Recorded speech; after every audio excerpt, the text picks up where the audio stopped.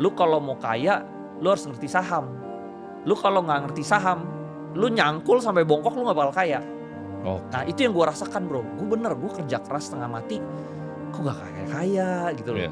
Semua industri, mungkin bidang yang gue jalanin hampir 20 bidang kali bro, yang macem-macem ya, yang aneh-aneh ya. Hampir 20 tapi gue gak kaya-kaya. Terus ini orang tuh kaya banget.